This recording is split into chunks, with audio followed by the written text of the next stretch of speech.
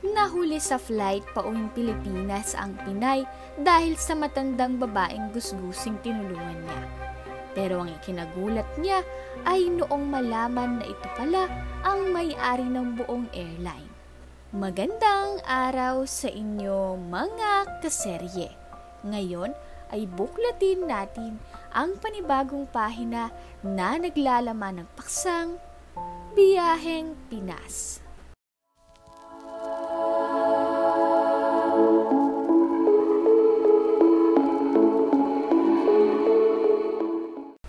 Isang tricycle driver lamang ang asawa ni Diday at minsay umi-extra din ito sa pag-aayos ng mga sirang gamit o appliances sa kanilang mga kapitbahay. Hindi na sumasapat ang kinikita ni Jerry dahil buwan-buwan ay nagbabayad sila ng upa, kuryente at tubig. Hindi pa kasali doon ang pagkain nila sa araw-araw at ang iba pang pampersonal na gastusin. 3 na ang anak ng mag-asawa. At nasa elementarya pa nga lang ang panganay na si Justin. Ang pangalawang si Ira naman ay 2 taon pa lang, samantalang ang pangatlo na siyang bunso ay nasa sinapupunan pa lamang ni Diday. 6 na buwan ng buntis si Diday, at mas lalo namang kumakayod ng husto ang asawa niyang si Jerry dahil nalalapit na rin ang kanyang panganganak. "Mama, nandito na po ako. Mano po?" Bungad agad ng anak niyang si Justin na kadarating lang galing sa paaralan. Tuwing uwian kasi ay sinusundo si Justin ng kanyang amang si Jerry bago ito gumarahe. "Kaawaan ka ng Diyos anak, nasaan ang papa mo?" "Nasa labas na rin po ma." "Nasaan po si Ira? May pasalubong po akong pagkain sa kanya." "Na naman? Ikaw anak ha, baka hindi ka na bumibili ng snacks mo sa paaralan dahil dinadala mo para kay Ira." "Ayos lang po ma, bumibili naman po ako kapag nagugutom ako eh." "O siya, magbihis ka na muna doon. Mamaya mo na lang ibigay kay Ira ang pasalubong mo at natutulog pa siya." "Opo ma." Dali-dali na ngang pumasok sa loob si Justin para magbihis. "Mahal," pagtawag naman ni Jerry sa kanya, sabay halik sa noo. "May dala akong ulam dito para sa hapunan natin to." "Nako, tamang-tama mahal at wala pa akong nilulutong ulam. Wala na kasi tayong pondo sa kusina kaya nag-iisip ako kung ano na naman kaya ang uulamin natin ngayon." Mahal, nga pala, dumating na kanina ang mga bills natin sa kuryente at tubig. Tsaka, naningil na rin kanina ang landlady natin para sa buwan ng bayad ng bahay." "Ano? Ang aga naman yata niyang naniningil. Sa susunod na araw pa naman ang due date nun ah." "Alam niya naman mahal, pinapaalala lang daw niya at baka mahuli na naman tayo sa pagbabayad." "O siya, gagawan ko na lang ng paraan yan. Magkano naman ang babayaran natin sa kuryente at tubig?" 500 sa tubig mahal at 800 naman sa kuryente." Agad na pakamot sa kanyang ulo si Jerry dahil sa narinig. "Sige, hayaan mo. Didilihin siya na lang ako bukas. May alkansya naman ako mahal eh, 'di ba? Yun na lang muna ang gamitin natin. Total, malayo-layo pa naman ang kabuhanan ko." "Hindi. Huwag mong galawin yan. Kulang pa nga yun para sa panganganak mo. Kahit malayo-layo pa, kailangan pa rin nating maging handa. Mahirap na. Huwag mo na lang alalahanin yun ha. Gagawan ko yan ng paraan." Paninigurado nito sa asawa. Ngunit dahil kulang na kulang pa rin ang inilaang pera ni Jerry para sa lahat ng gastusin, kaya hindi sila nakapagbayad ng kuryente dahilan para maputulan sila ng kuryente. Iyak naman ang iyak si Ira dahil hindi ito sanay sa mainit. Lalo na kapag gabi habang si Justin naman ay hindi rin nakakatulog ng maayos dahil sa init tuwing gabi. Awang-awa na si Diday sa mga anak kaya masinsinan niya ng kinausap ang asawa. "Mahal, ano kaya kung doon na lang tayo sa bahay ni Mama tumira? At least doon wala na tayong babayarang upa dahil sariling lupa at bahay na talaga yun ni Mama. Sa kuryente naman at tubig, pwede namang tayo na lang ang magbayad nun." Suhesyon ni Diday sa asawa. "Naisip ko na rin yun mahal eh. Kaya lang nakakahiya kay Mama. Ako ang lalaki, ako ang padre de pamilya pero hindi ko man lang mabigyan ng solusyon ng problema ng pamilya ko. 'Di ba?" "Mahal, ano ka ba? Huwag mo nang isipin yan. Tsaka wala naman ding masama kung kasama natin si Mama sa iisang bubong, di ba? Noon ngang hindi pa tayo nangungupahan at maliit pa si Justin, ay maayos naman ang lahat. Ngayon pa kaya Kaya sige na, pumayag ka na. Sa huli ay wala na ring nagawa pa si Jerry, kundi ang pumayag at lumipat sa bahay ng kanyang biyenan. Masaya naman ang ginang dahil kasama na niya ang mga apo niya at hindi na niya kailangan pang bumiyahe ng ilang minuto para madalaw ang mga ito.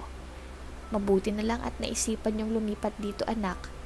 Tingnan mo naman ang mga apo ko, ang himbing ng tulog. Kaya nga po, may pasensya na po talaga ha. Dito na muna po kami para makapag-ipon din po kami para sa nalalapit kong panganganak. Ayos lang yun, kayo naman yan eh. Pero anak, ano bang plano ni Jerry para sa inyo? Huwag mo sanang mamasamain ha. Mabait na asawa si Jerry at masipag.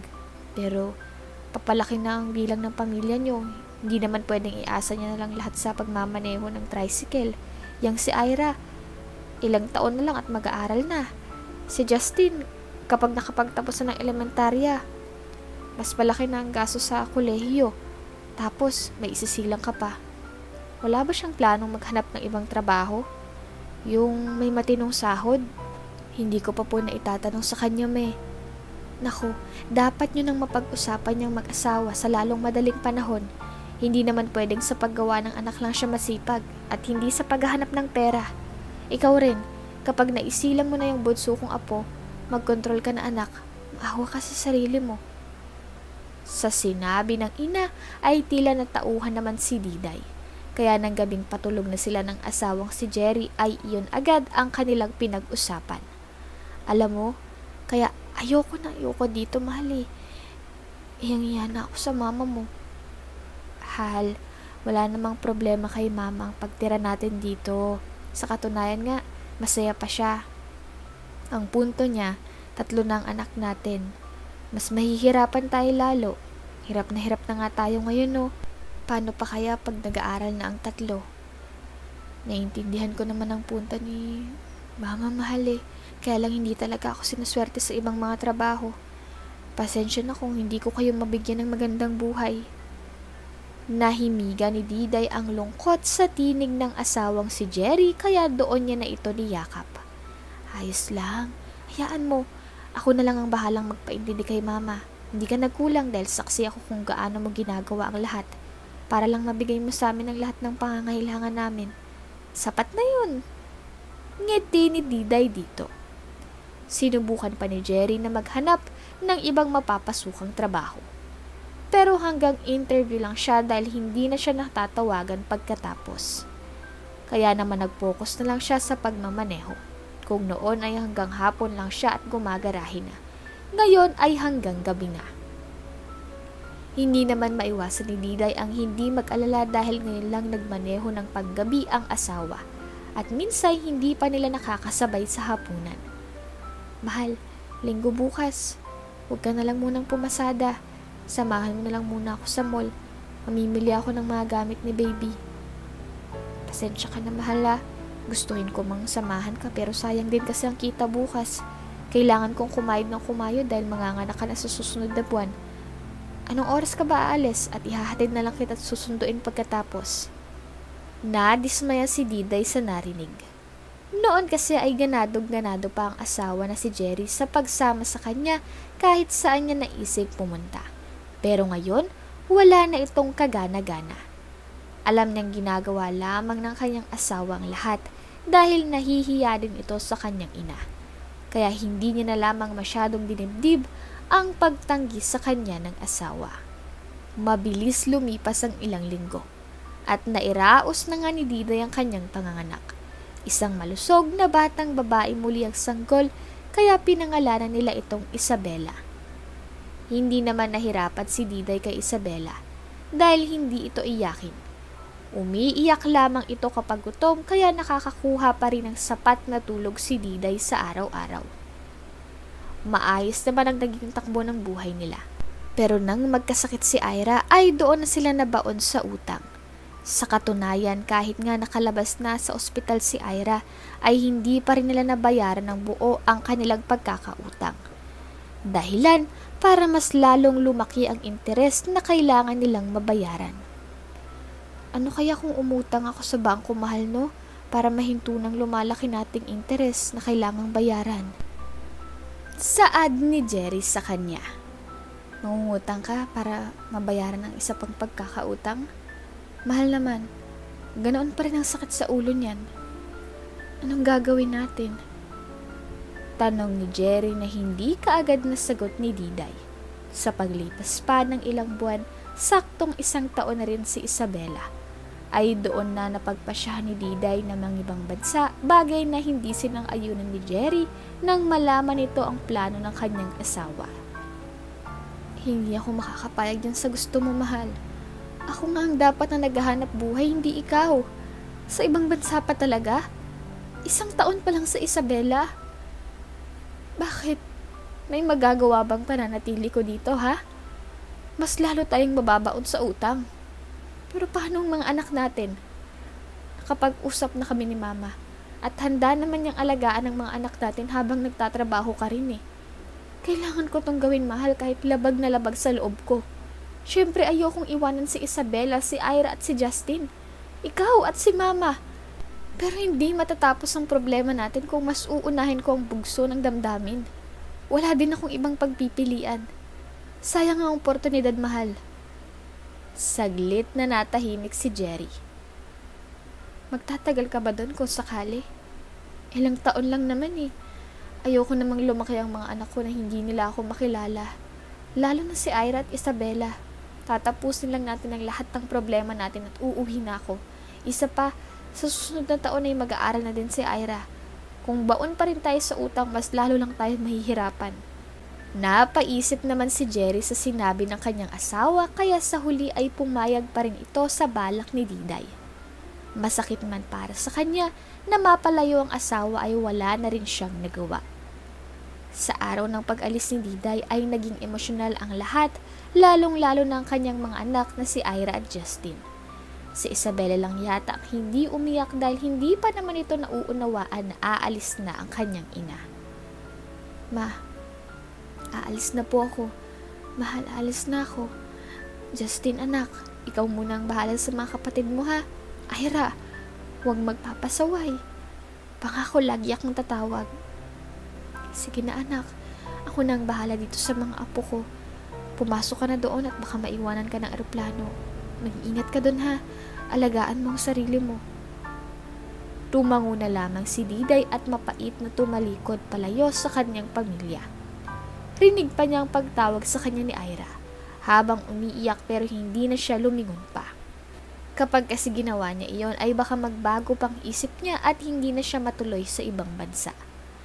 Ligtas namang nakarating si Diday sa ibang bansa. May sumundo naman sa kanya sa airport papunta sa bahay ng kanyang magiging amo. Sa sasakyan pa lang ay tumawag na siya sa Pilipinas para ipaalam na nakarating na siya ng ligtas. Nagsisikap si Diday sa kanyang trabaho sa ibang bansa bilang isang domestic helper alang-alang sa kanyang pamilya. Ganoon na lamang din ang pasasalamat niya dahil mababait naman ang kanyang amo at hindi niya rin nagagawang pabayaan ang kanyang sarili. Kabayan din kasi ang amo niyang babae, kaya hindi na siya iba sa pamilyang iyon. Kung ano ang kinakain ng mga ito ay kinakain niya rin. Diday, ito ang sahod mo para ngayong buwan. Nakangiting wika ng kanyang amo na babae habang inaabot ang isang sobre na naglalaman ng sahod niya. Maraming salamat po, madam. Saktong-sakto at kailangan na kailangan po ng pamilya ko sa Pinas ang sahod ko. Talaga? Pupunta ngayon ang asawa ko sa opisina. Baka gusto mong ipadala sa pamilya mong sahod mo. Siya nang magpapadala niyan. Eh, talaga po. Naku, maraming salamat po, madam. Opo, ipapadala ko po to. Iyon na nga ang kanyang ginawa, kaya naman nang maibigay na sa kanya ng kanyang amo ang resibo, ay agaran na niyang tinawagan ang asawang si Jerry. Mahal, nakapagpadala na ako dyan. 25,000 yan, mahal. Bayaran mo ang utang natin, ha? Buuhin mo na 10 mil para 50 mil lang ang utang natin. Sa susunod na buwan, magpapadala ulit ako. Ang matitira naman, ibili mo na ng kakailanganin ng mga anak natin, lalo na sa pag-aaral nila. Mag-FaceTime tayo mamayang gabi kapag nasa kwarto na ako, ha? Oo, mahal. Maraming salamat dito, ha? Isasama ko na lang ang mga bata para makapili sila. Sige, mahal. Mabuti pa nga. Teka, paus na ang boses mo ah. May sakit ka ba? Inuubo lang ako, mahal. Maayos na ako. Babiyahin na nga ako bukas dahil sayang naman ang kita. Mahal, wag mo namang pabayaan ang sarili mo. Nakainom ka na ba ng gamot? Oo, mahal, tapos na. Wag mo na akong alalahanin dito. O sige, si mama kumusta? Si Justin? Si Ira? Si Isabella? Maayos naman kaming lahat dito, mahal. Si Justin nasa paaralan pa. Si Ira tulog, kakauwi lang din. Si Isabella kasama ni mama sa labas. Ako ang nagbabantay kay Ira ngayon. O sige, mahal. Tatawag ulit ako mamaya ha. Ikamusta mo na lang ako sa mga bata. Wika nito at pinatay na ang linya. Sa araw-araw na pagkayod ni Diday sa ibang bansa ay nabayaran na nga nila ang lahat ng kanilang pagkakautang. Nagpapadala pa rin naman si Diday buwan-buwan. Pero may mga pagkakataon na hirap din siyang makapagpadala, lalo na kapag biglaan ang panghihingi ni Jerry sa kanya at masaktuhang wala pa siyang sahod. Wala naman siyang magawa kundi ang bawasan ang naipon niya. Lalo pa at alam niyang marami ng gastusin. Mas lalo pang ang lumaki ang gastusin nila sa Pilipinas, makalipas ang ilang taon dahil 3 anak na niya ang nag-aaral. Kaya naman naiintindihan niya ang mabigla ang paghingi sa kanya ng asawang si Jerry. Ilang taon pa ang tuluyang lumipas at sa wakas ay natapos na rin ang kontrata ni Diday. Kaya naman napagpasyahan niyang umuwi na ng Pilipinas. Ipinaalam niya iyon sa kanyang pamilya at masayang-masaya ang mga ito sa nalaman. Mama, susunduin ko po namin lahat sa airport? Masayang saad pa ni Justin sa ina. Abay, oo naman. Gustong-gusto ko yan, no? Yayakapin ko kayo agad pag nakita ko na kayo. Masayang wika na rin ni Diday. Walang mapaglagyan sa excitement na kanyang nadarama dahil sa wakas ay makakasama niya na ulit ang kanyang pamilya. Naging emosyonal pang pagpapaalam ni Diday sa kanyang mga amo. Pero wala rin siyang magagawa pa dahil kailangan na rin siya ng kanyang pamilya. May naipon naman siyang kaunting pera, pero hindi niya pa rin iyon maiwasang hindi mangamba dahil paano kapag naubos na iyon. Kaya naman, napagpasyahan niya na pagdating niya ng Pilipinas ay gagamitin niya ang perang naipon niya para makapagpatayo ng negosyo. Nang sa gayon ay umikot ang pera niya. Sa mismong araw ng pag-alis ni Diday ay nagmamadali na siyang nagpunta sa airport. Pero pagdating niya doon ay isang matandang babae ang lumapit sa kanya at nagmamakaawang bilhan niya ito ng pagkain. Please dear, spare me. Saad ng matanda. Nakadama naman ng awa si Diday dito. Dahil kita niyang gutom na nga ito kaya sinamahan niyang matanda papunta sa mga food stalls para bilhan sana ng pagkain. Ngunit agad niyang naalala na mahal palang mga pagkain doon dahil nasa airport sila. Pero kahit na ganoon pa man, ay binilhan niya pa rin ito ng pagkain. Sa katunayan ay nagkaroon pa nga sila ng pagkakataong makapag-usap at awang-awa si Diday sa ikinuwento ng matanda dahil sa hirap ng naranasan ito. Pero ilang sandali lang ay saka palang naalala ni Diday na may hinahabol pala siyang flight kaya dali-dali na siyang nagpaalam sa matanda. I'm really sorry but I really have to go. I have a flight right now. Paalam niya sa matanda. Nagmamadali namang pumunta si Diday sa eroplanong kanyang sasakyan pabalik ng Pilipinas. Pero huli na ang lahat dahil nakalipad na ito. Kaya naman ganoon na lamang ang pag-iyak niya dahil may kamahalan pa naman ang tiket niyon. Diyos ko, magbubuk na naman ako nito. Ang mahal-mahal pa naman ang tiket. Nanghihinayang niyang wika dahil hindi niya lubos na aakalain nagagastos siya ng doble sa araw na iyon. Kalahating oras ang lumipas at agad napansin ni Diday ang isang lalaking mayaman na pinapaligiran ng mga bodyguards at animoy may hinahanap. Pero ganoon na lamang ang gulat ni Diday nang makitang palapit ang mga ito sa kanya. Hi, I am Dwayne McDaniel. nakangiti nitong pakilala sa kanya. Nagpakilala naman din si Diday dito. Pabalik at nalaman niya ngang mayaman ang lalaking kaharap niya ngayon ay ang anak ng matandang babaeng binilhan niya ng pagkain kanina. Ipinaliwanag din ito na dahil nga sa katandaan ng kanyang ina ay nakakalimutan na nito minsan ang mga nangyayari. Katulad na lamang ngayong araw na sana'y magtatanghalian sila ng ina sa kanyang opisina, pero bigla na lamang itong nawala. Mabuti na lamang at nakita nila sa CCTV kung saan naroon ang kanyang ina at natuwa siya nang makitang pinapakain niya ito. I owe you a lot, Diday. Thanks for helping my mom. Saad pa ni Dwayne. Sinabi rin nito na ang naikwento sa kanya ng matanda kanina ay ang karanasan pa nila dati. Nagkaroon din ng pagkakataon si Diday na magkwento sa lalaki at doon nito nalaman na naiwan pala siya ng eroplanong sasakyan niya sana kanina. Pero ang mas lalong ikinagulat ni Diday ay nang sabihin sa kanya ni Dwayne na ito na ang bahala sa sasakyan nitong eroplano pabalik ng Pilipinas dahil ang matandang babae pala na tinulungan niya kanina ay ang may-ari ng buong airline. Hindi naman makapaniwala si Diday. At naiyak na lamang siya habang nagpapasalamat kay Dwayne. At nooy ngang tuluyan na siyang nakauwi ng Pilipinas. Sa airport pa lang ay masayang-masaya na si Diday dahil kumpleto ang pamilya niya sa pagsundo sa kanya. Sa biyahe naman pauwi ay nakwento niya rin sa kanyang pamilya ang buong nangyari at hindi niya makakalimutan ang kaganapang iyon sa buhay niya. Ngayon nga'y sobrang saya na ni Diday dahil ang negosyong ipinatayo niya ay lumago kaya kahit papaano ay masasabi niyang may nakita na rin sa pinaghirapan niya sa ibang bansa. Dito ko na nga po isasara ang kabanatang pinamagatang Biyaheng Pinas.